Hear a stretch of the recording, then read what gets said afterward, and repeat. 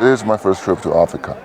The weather, the clouds is amazing. You feel almost can't touch the sky. I like walking to a time tunnel, traveling back to a million years ago.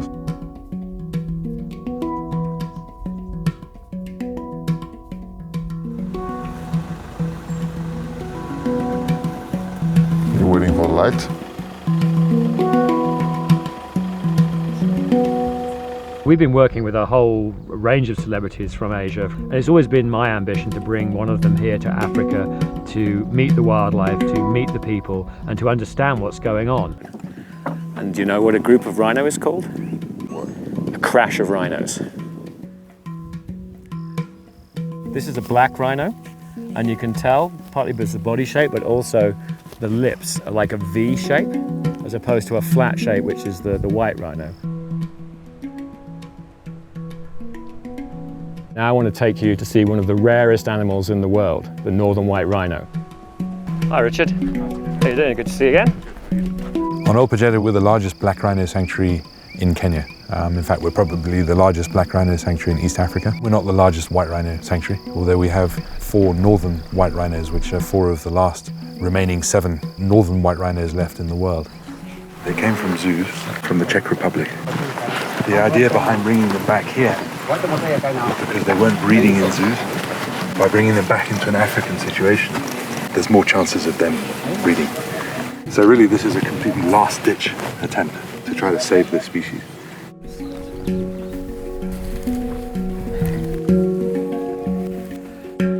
What does the skin feel like, yeah? Hard as a rock. The skin behind our ear is totally different. It's very soft. It's just like a normal soft tissue.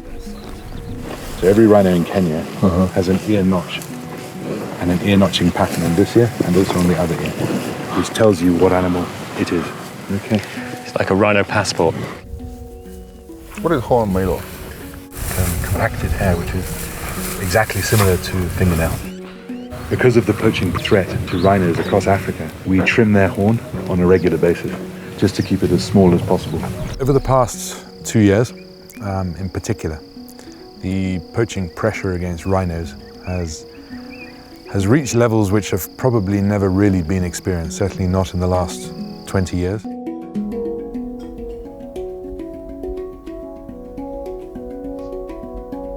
Yesterday was the first time that I saw Tundi behaving like a white rhino should, especially when she was walking towards us. I could see her face now, 90% healed.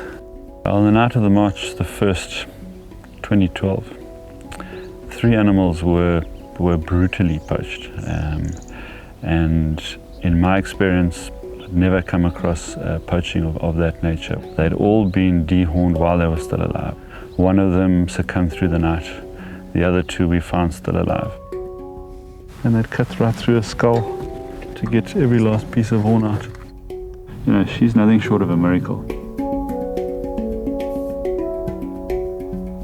We are seeing individuals coming in using very, very sophisticated methods to kill these animals, whether it be using dart guns, helicopters, heavy-powered hunting rifles, AK-47s. The rhino it's the icon of South African conservation success. Those animals were actually the reason why many of our parks were even proclaimed.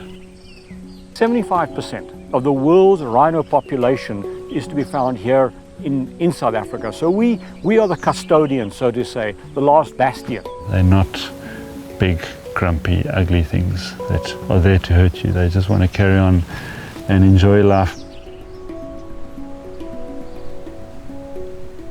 They're all unique, they all have their own special characters. If you get to know them as individuals, they all have their own special characters.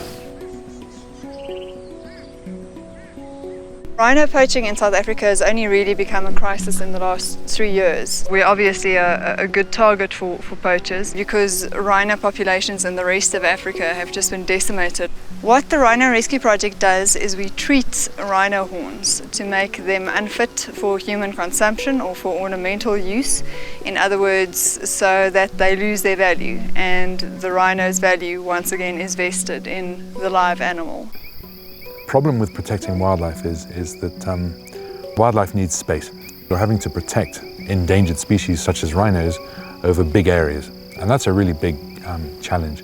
If I think of the poaching incident that we had, which was of an animal that I had known for 20 years, and I couldn't recognize her because half of her face was gone. They're sentient beings, they're very social, they are highly intelligent animals.